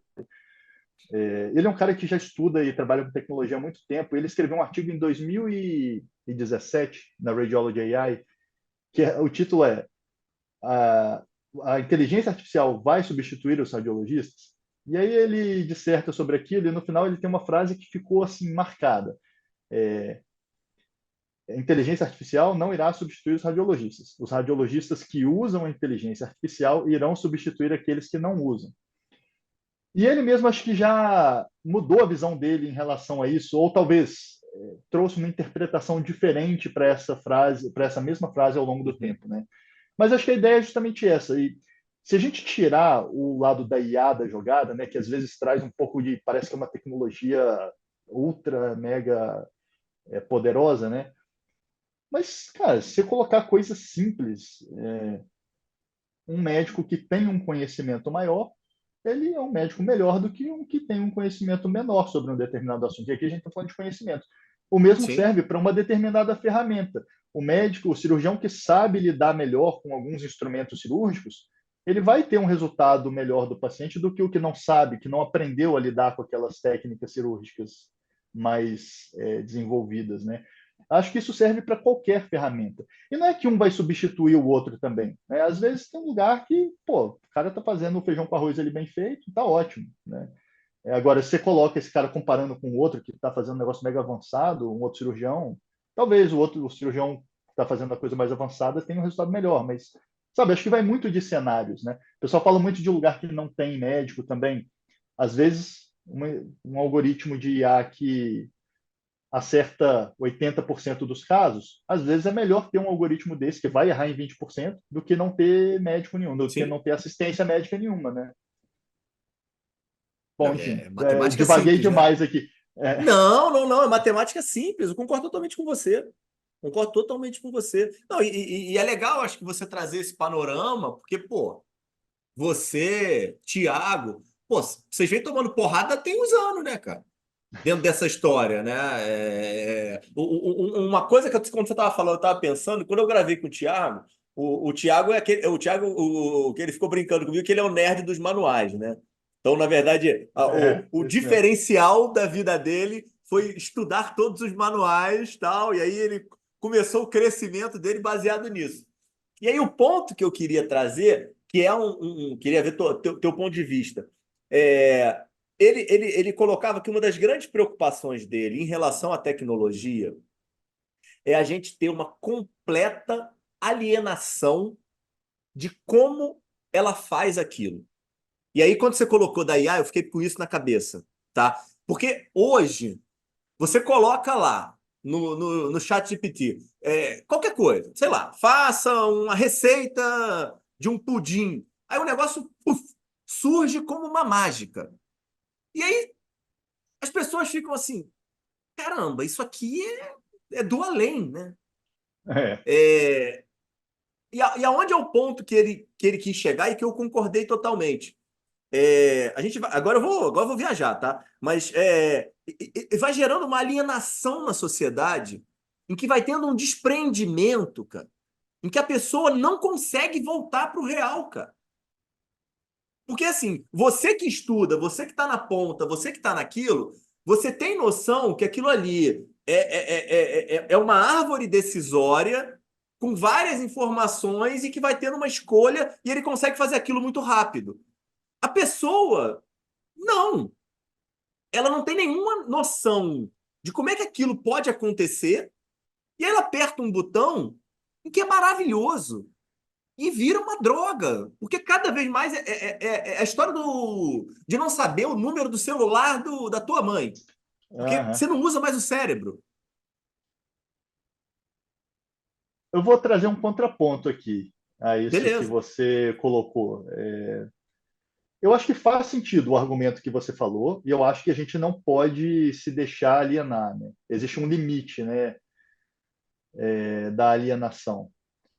A gente não precisa ter o telefone decorado da nossa mãe até o dia que dá um defeito no WhatsApp ou no telefone, você precisa ligar para ela e ferrou, porque você não decorou o número, né? Até isso acontecer, você nunca precisou, e talvez você não precise por muitos anos, né? Mas existe, eu entendo o seu lado, eu acho que existe um ponto super importante aí. Eu até defendo que, de certa forma, a gente é, precisa entender um pouco do mecanismo, mas eu acho que a gente tem que entender o mecanismo só o suficiente para a gente saber como eu vou usar aquilo, quando aquilo vai dar errado, de que forma aquilo dá errado. Né? Da mesma forma que, vou dar um exemplo, né? Quando eu uso um estetoscópio, eu tenho que saber para que aquilo serve, que tipo de informação dá para eu tirar e que tipo de informação não dá para eu tirar dali. E o que pode sair de errado, né? Para ressonância magnética, isso é muito mais claro, porque a princípio é um negócio fantástico, belíssimo, muita informação, mas lotado de artefatos. Não existe uma imagem de ressonância sem artefato. Então, eu preciso conhecer o suficiente de física de ressonância, não para eu saber programar uma sequência, para eu fazer pesquisa nisso, só se eu quiser fazer pesquisa, mas o médico mesmo, que vai laudar, interpretar e que vai cuidar do paciente, ele tem que conhecer a física só o suficiente para ele saber quais são os artefatos, como aparecem, como identificar, para ele saber as limitações daquele método, de forma que ele use de forma mais adequada, que ele extraia as informações dali sem correr um risco de extrair uma informação errada. Então, eu vejo a IA muito dessa forma, sabe? Eu acho que a gente tem que entender para quem é médico, né? Não, se você vai fazer pesquisa, você quer abrir uma empresa, você quer criar seu próprio algoritmo, ser cientista de dados, tudo bem. Você vai aprender a programar e vai aprender a treinar modelo de IA, mas fora isso, quem é médico, acho que existe essa camada mínima de conhecimento que é necessária, né? E eu digo mínimo, porque eu acho que não precisa ser num nível mega detalhado para exercer. Vou fazer uma analogia. A gente, para usar um carro, precisa saber do motor igual o mecânico e a gente precisa saber construir um motor? Não. E Sim, todo mundo usa carro no dia a dia. É claro que se você tiver um conhecimento, se um dia o seu carro parar, pode ser que você consiga sim. resolver ali onde você Isso que eu está, estava né? pensando. Uhum. É. Então eu vejo muito com parcimônia. Apesar de eu adorar programar, treinar algoritmos, sou super, sabe, incentivo as pessoas que trabalham comigo a ter esse conhecimento técnico. Eu acredito que um médico não precisa saber programar, não precisa saber treinar um modelo. É outro tipo de conhecimento que é necessário para a prática médica, mas existe. Uhum. Não é que dá para ficar, igual você falou, alienado, sem Uhum. achando que aquilo é uma mágica. E aí, quando isso acontece, você cai nessa situação de você não sabe que tipo de erro pode dar, e de repente um erro faz você gerar uma iatrogenia, né? E nesse ponto ainda, a gente vive ainda uma formação médica muito focada no assistencialismo, muito focada no atendimento público, muito focado no SUS, aquela cabeça, sem críticas, não vão entrar aqui em guerra aqui comigo, não me taquem bomba, haters, calma.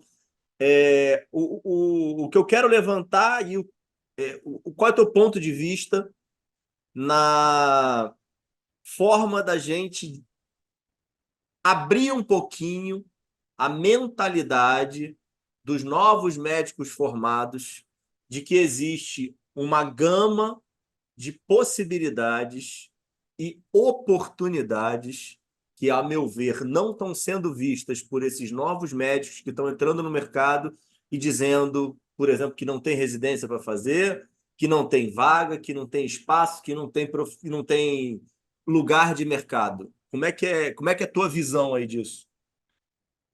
Nossa, acho que esse ponto tem vários aspectos aqui, né? Um aspecto é que o currículo médico tem que ser atualizado. E aí também, de novo, tirando inteligência artificial aqui do jogo, eu acho que os médicos precisam entender um mínimo de IA, mas já se discutiu há um tempo atrás de incluir na graduação do médico generalista saber usar ultrassom, por exemplo. Acho que a ideia aqui é muito mais de a gente estar a par do desenvolvimento tecnológico, do que é Uhum. possível, que está no nosso dia a dia, e a gente saber usar aquilo de forma adequada, né? Então, da mesma forma, eu acho que o ideal é que as graduações cobrissem pelo menos o mínimo da IA, né? Aí outra coisa que você comentou é para quem formou e tem essa expectativa, né, de trabalhar e não encontra. Eu acho que esse é um mercado diferente mesmo, porque na medicina a gente tem um caminhozinho meio que certo ali, né, cara? Você se aplica, você estuda, mas, cara, terminou, é fazer residência, é trabalhar como médico da família. Fazendo residência, você pode fazer um fellow depois de uma subespecialização. E aí você conhece pessoas e tem os hospitais onde você gostaria de trabalhar, ou você pode até abrir uma clínica, que já é um caminho um pouco mais diferente, que te exige estudar coisas que a gente não aprende na faculdade, né? E se você quer ir para a inovação, não tem muito essa trilha. E sabe, cada pessoa, todas as pessoas que eu conheço até agora, eles se encontraram de maneiras diferentes, fizeram cursos diferentes. Né? Eu mesmo fiz cursos online de Coursera e esses outros que eu acho que são muito bons, inclusive. Tem pessoas que fazem programas mais formais, que também são super legais. Então, é um caminho meio difícil mesmo. Não tem o caminho das pedras, né? Mas existe uma expectativa. Estão surgindo programas bacanas, no nosso país, inclusive, né? E ainda existe espaço, na minha visão, para quem estuda por conta própria e se desenvolve e se expõe, né? é muito do que as pessoas falam, né? Pô, fazer um MBA é bom? É super legal, você aprende muita coisa ali de conteúdo teórico, faz conexões, relacionamento, mas muito da gestão você aprende no dia a dia também, sabe? Tem muita coisa que você vai viver ali, e você acaba aprendendo muita coisa ao ser exposto às situações, né? E eu acho que a inovação é bem parecido, sabe? Tem muito do conhecimento que é adquirido no dia a dia ao trabalhar nessa área também, né? Mas essa é a minha visão, e eu acho que pode ser uma visão enviesada, sabe? Acho que certamente tem pessoas que trabalham com inovação e que tiveram um percurso diferente, podem pensar diferente, né? Não vejo isso que eu estou te falando como sendo uma verdade, não. O espaço é teu, cara. A visão tem que ser a tua. Boa. Aqui ele é soberano.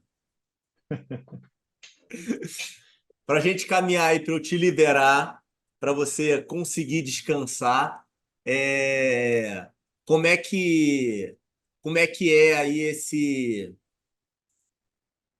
aparecimento desse novo ser, novo tesouro aí na tua vida, sua pequena? Como é que as coisas mudaram depois do nascimento? Cara, eu vou te falar que é para ser sincero aqui, né, cara? E a realidade às Óbvio, vezes nem pô. sempre corresponde. É, eu conversei com vários amigos que tinham tido filho recentemente, né, quando minha esposa ficou grávida. E a maioria deles, cara, nossa, é muito bom, é gostoso demais, cara, super legal. E teve um amigo meu, que é o Igor, que ele me falou assim, cara, se prepara, porque o negócio é punk, cara. O negócio. E eu vou te falar, o Igor falando. Eu perguntei para vários amigos meus antes de ter filho, todo mundo me falou isso. Nossa, é muito bom. É, a vida fica mais corrida, mas, cara, é uma delícia. Nossa, você. E ele, cara, os primeiros 6 meses, a minha vida foi um inferno, foi um negócio. O que isso, Igor? Cara, não é possível. Você é o único que está me falando isso. E ele falou assim: eu não sei por que os meus amigos não me contaram, porque depois, quando eu estava passando pela situação, eu fui falar com eles, cara, olha só isso aqui que está acontecendo aqui em casa, tipo, relacionamento, né, tipo, da família em si. Eu acho que eles tiveram também um ponto mais difícil ali, que eles pegaram muito o início da pandemia, ficaram muito sozinhos, né, mas ele me falou, eu queria que os meus amigos tivessem me contado, cara, a real do negócio, entendeu? E aí eu acho que eu já tive meio que esse choque de expectativa antes, e aí, realmente, cara, acho que no início é bem puxado, né?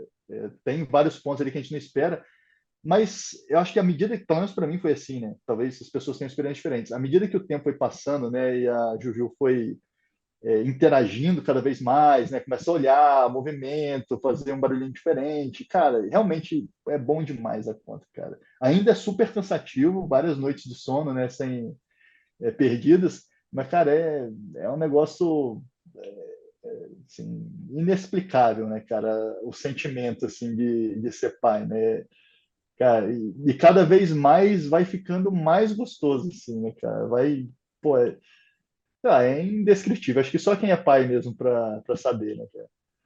Não, eu concordo contigo. Essa fase inicial é uma fase terrível. Quanto mais participação você tem, quanto mais você tenta colaborar, e obviamente que é impossível, né, ter o mesmo desgaste e a mesma entrega que a mulher, né, dentro desse papel. Sim, Nada, com não tem jeito, certeza, né? É impossível. Mais você seja com certeza, presente, é isso aí, não é tem isso. como. Mas é muito cansativo, né? E a conexão faz parte da mulher, né? A Total, maternidade, ela continua, né? Tipo, o homem, ele vai virando pai, né? acho que é isso aí, verdade, é isso, boa, E aí quanto mais conexão você vai tendo com teus filhos, mais aquele sentimento vai aflorando e aumenta. Pelo menos foi comigo, é também foi isso, assim, sabe? perfeito, você Mas descreveu o exatamente. início. Obviamente que tem ali um complexo dentro do matrimônio em que entra um ser ali ocupando um espaço que não existia, né? Então tem um distanciamento do Também, casal. Isso é é super isso. interessante. Isso aí É, é. Isso aí é papo a hora, né? Isso aí, tipo. com Mas é certeza. verdade. Não, mas você abordou bem. Foi cirúrgico aí no seu comentário. Excelente, excelente. Mas eu pensei em fazer essa colocação dela para a gente pensar aí num desfecho de cenário que você vê aí dentro de saúde e dentro de tudo de inovação que você está vivendo. Qual é a saúde e qual é o mercado de saúde aí, de certa forma, que você acha que a tua filha vai pegar? Então eu joguei isso daí para frente, né? Então ela está com quantos anos? Está com 1 ano e 10 meses. 1 ano e 10 meses. Então a gente está colocando isso daí para 18 anos para frente, né? Então, Tá assim, bom, ela aí com, com, longo com 20 prazo. anos de idade, ela entrando no mercado mesmo, terminando uma faculdade. O que você acha aí trazendo aí para o nosso lado da saúde, para não ficar também tão abrangente, já está abrangente, mas qual é a tua visão aí, você que faz muito esse exercício? Não sei se tanto Cara, para frente, mas. eu sou otimista com relação a isso, tá? Porque tá claro que o setor de saúde hoje ele ele está problemático, né? Ele já vem problemático e vem piorando, né? E o Vedolin falou uma coisa comigo que ele é um cara que estuda muito, né, saúde de forma geral e no mundo até. E ele falou uma coisa recentemente que foi o que me trouxe mais otimismo, sabe? Que ele falou assim, quando as coisas começam a ficar muito ruins e a gente chega num ponto em que a gente tem uma crise, historicamente, esses costumam ser os pontos de inflexão, os pontos em que as coisas se transformam e que os incentivos mudam. E aí, colocando 18 anos para frente, né, eu sinto que a gente está chegando num momento bem, cada vez mais apertado agora, né? Eu acho que está próximo esse ponto de inflexão. E a hora que a coisa quebrar de vez, a gente vai ter que reconstruir os incentivos no setor de saúde. Acho que ninguém tem a resposta disso, né? Talvez a resposta passe por BBHC ou algo parecido, mas ainda não existe um modelo perfeito que está funcionando, né? Eu acho que 18 anos, sei lá, se a gente colocar que vai demorar mais 3 anos para a coisa degringolar de vez, não sei, não tem como prever o futuro. A gente ainda teria mais 15 para o novo modelo se estabelecer, né? E se não der certo, talvez a gente tivesse mais um ciclo aqui para aprender, né? Então, por isso que eu sou otimista. Eu acho que a gente vai acabar chegando numa resposta. Eu acredito que a tecnologia pode ser uma ferramenta para ajudar a gente nisso, em vários aspectos, não só a inteligência artificial, mas também aquele gap que a gente falou, né, entre o que já é tecnologicamente possível, mas ainda não é a nossa realidade. Eu acho que a gente pode usar muita tecnologia a nosso favor para fazer essa transição e fazer uma saúde que entrega mais valor, seja de experiência, seja de resultado mesmo das pessoas serem mais saudáveis, e a um custo que seja pagável, né? Que hoje não é, tem cada vez se tornado menos pagável, né? Então, por isso que eu digo que eu sou otimista. Eu acho que a gente vai acabar chegando numa solução. A gente está chegando num ponto de inflexão. Pô, ficou bom isso aí, hein, pô. Gostei desse desfecho, Daqui a hein? 18 anos, a gente assiste isso daqui e dá gargalhada, porque o mundo foi para Caramba, outro caminho Kita totalmente. completamente alienado, né? É, Todo mundo assistindo dentro das cavernas, né? Um caos total. prever o Não, futuro não, é não, mas isso, eu, né, cara? eu, eu acho que faz sentido, né? O grande ponto dessa história, obviamente que é motivador, né? Mas é a questão da passagem do U, né? Onde é que é a inflexão, né? É, Esse gap que a gente está vivendo é um gap de sofrimento, né? Apesar de toda a evolução de sociedade, apesar de todo o acúmulo de renda que a gente está tendo, melhora de aumento de expectativa de vida, melhora da qualidade, piriri, pororó, mas dentro das nossas crises Nutella, né, que a gente pode falar assim, né, do boa. histórico aí dos últimos 100 anos, continuamos ainda bem. Também não me critiquem, Covid foi uma desgraça, mas É, comparativamente a guerras, né, do último sim, século, é complexo, né? Pelo menos nós aí dentro da bolha temos ainda uns privilégios que acho que as pessoas tinham muito menos, né? Então, com certeza. ainda me preocupa, ainda de certa forma, esse distanciamento para chegar no ponto de inflexão que você colocou aí como possível 3 anos, pode ser que seja esse ano, pode ser que demore 5, mas esse é um ponto sempre que. Pode não ter a inflexão, né? Pode ir ficando ruim, ruim, ruim, e a gente ficar arrumando, né, Ah, não pode jeitinhos não, e Kito, não ficar pode não, eternamente cara. Não, nessa, tipo, não pode melhora, não não, não, melhora. não, não, não. Putz, Nunca aconteceu existe esse isso, risco. cara. Ah, nunca É, aconteceu, vai acontecer agora, pô. Daí não tem pode como, ser. cara. Vai ter, tem que ter, Veremos. cara. Veremos. Veremos, com certeza, cara. Olha aqui, eu vou aproveitar aqui esse episódio online aqui, já, ó, eu preciso que você me conecte com esses dois. Emerson e Vedorin são dois que eu fico atrás, Cara, eles com fogem de certeza. mim, entendeu? Conecta aí com eles, pode botar aí que eles têm que vir participar do Fala Doutores também, Boa. entendeu? Tô atrás deles há muito tempo, então, ó, fala com eles aí, hein, pô. Já mandei Vou muitos dar esse toque. convites, hein? Boa, vou dar Tá, essa. dá sim, É, dá a sim. agenda deles está apertada mesmo, assim. Eu até entendo o Ó, tu lado deles, mas para de vou falar, vou defender, dar o hein, toque. porra. Não, não, não. Para de defender. Não vem com esse papo pra cima de mim, não, pô. Não, mas maravilha. Kita, cara, obrigado. Assim, espetacular, cara. Você é ímpar mesmo, que todo mundo fala. Eu tenho muito pouco contato contigo, mas, assim, uma admiração gigantesca. Falei pro Thiago isso uma vez, rapaz. Acho que foi em 2016, cara, que eu fui assistir uma palestra que vocês deram juntos num evento de. Era um evento de gestão, cara. Aquele evento grande que tem. Acho que era no Hospitalar, cara. Tava você e Legal. Thiago falando de inovação e eu vi aquilo ali falando: caramba, esses caras são muito doidos, rapaz. E aí hoje está acontecendo um monte de coisa que vocês falaram. Parabéns. Sou fã aí. Sou fã seu, tá? Eu de verdade estava querendo que você participasse há um tempão. Fiquei super feliz com a sua participação, cara. Agradecimentos mil aí pelo teu tempo. Faz tuas considerações finais e de verdade, obrigado aí pela participação, cara. Foi muito legal. Eu que agradeço, cara. Obrigado pela oportunidade e parabéns pelo trabalho que você tem feito. Você tem feito um trabalho muito bacana e que, além de ser muito interessante, né, de a gente conhecer mais detalhes sobre a vida de cada médico, esse trabalho tem um propósito maior, até, de ajudar nessa transformação aqui que a gente falou, sabe? Então, parabéns aí pelo trabalho e muito obrigado aí pela oportunidade de estar aqui contigo. Maravilha. Pessoal que ficou até o final, se inscreva no canal. Eu tenho que começar a fazer isso no início, né, cara? Faço no final, cara, desgraça danada, né? Todo mundo dando like aí para promover o episódio, mas eu não tenho paciência, não. Um dia eu fico um influencer da vida. Pessoal, ó, Tá até bom. terça-feira. Fica com Deus.